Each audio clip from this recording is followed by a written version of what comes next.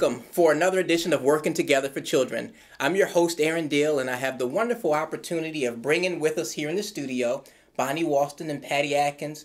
I'm going to ask that they share a little bit about what they do in the school system, and then they have a special event that they're going to talk to us about. Bonnie? Good morning. I'm Bonnie Walston, and I am the Director of Special Education and Early Intervention Services, birth to age 21 for Wicomico County Schools. And I'm Patty Atkins. I'm the Special Education Supervisor for the infants and toddlers, Child Fine, birth to 5, up through 2nd grade, special education. Some really important ladies that we have here in the studio, and you've put together a wonderful event that's going to benefit all of our families here in our area. Patty, won't you start off and tell us a little bit about what the event is and when it will be held? Absolutely. We are excited that we are having our 2nd annual Family Resource Fair. Yet last year we decided that our families really needed to know the resources that were available to them in our community.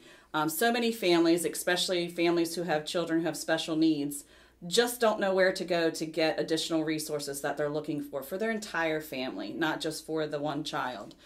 So with some collaborative efforts between the Wicomico Early Childhood Council, the Special Education Advisory Council, and a parent group called Eastern Shore Parent Resource Alliance, we decided to come together and make this event so that families had this opportunity to come and see exactly what some community services would be available to them and bring their entire family and have fun.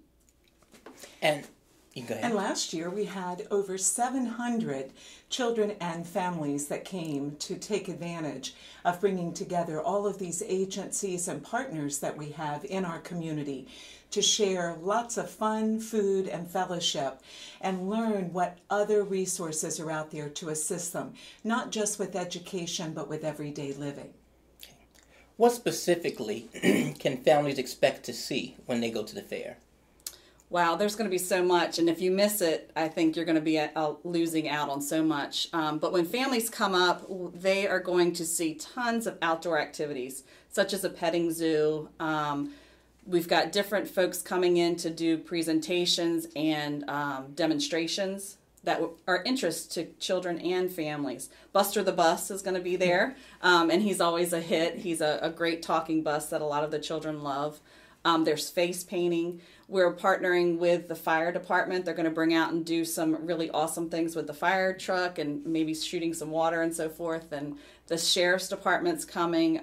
Actually, we do have facilities such as Kennedy Krieger Institute, which some families travel to in Baltimore. They're coming down. The Office of Genetics likes to come down and also lets people know what some other resources are available, especially in the medical world. So like Bonnie said, it's not just education. It's really coming around, walking through the gymnasium and seeing so many community resources, so many giveaways, and exciting information that families can use for their entire family.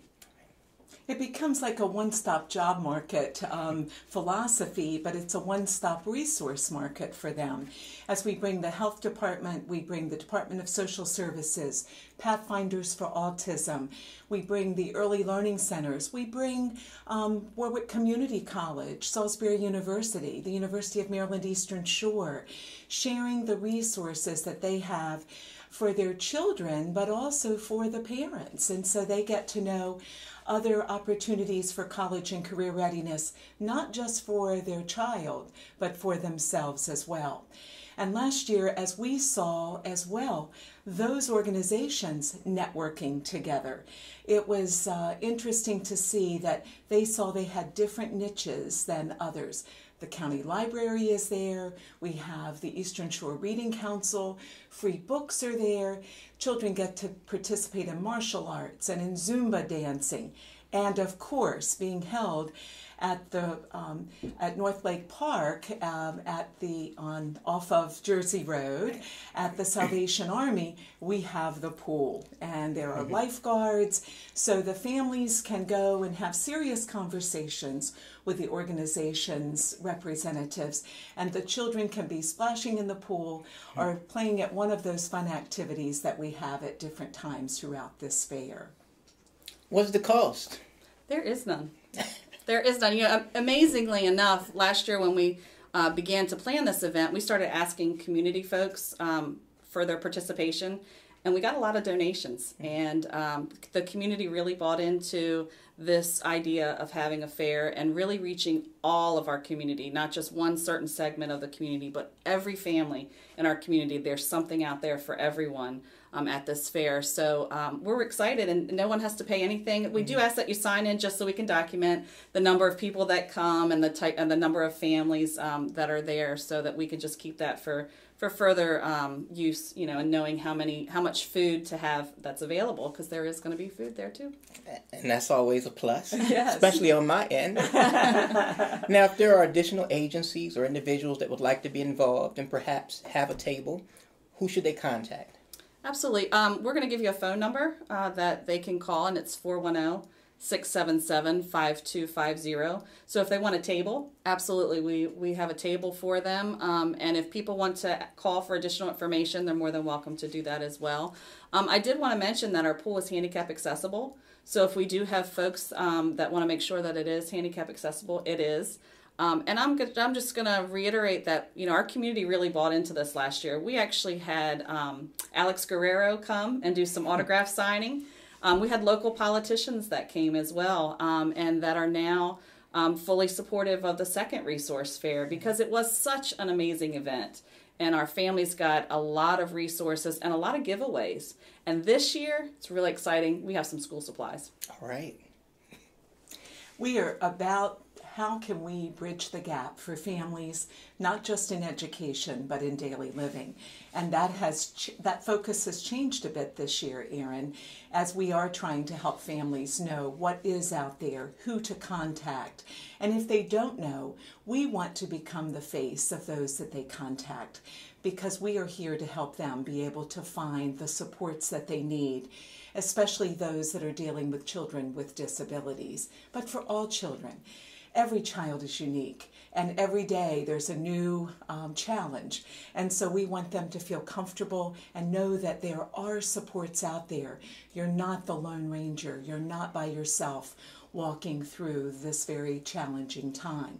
So everyone is there to support them, and hopefully they can make these contacts and know, that's who I need to call, or how do I call? And I'll call Patty and find out, who is it? I don't remember their name, but we will know, and we are more than happy to do that for the next year. I absolutely love the concept of bringing the community together to show all the available resources. It levels the playing field. Yes. And it allows that parent to come out and meet everyone at one time and see things that they didn't know were at their disposal to be able to use. So I want to thank both of you for putting this together. Are there any last comments that you would like to share with our families, even as we recap where this will be held and at what time? Well, the one thing I did want to mention is Sherman the Shorebird is coming.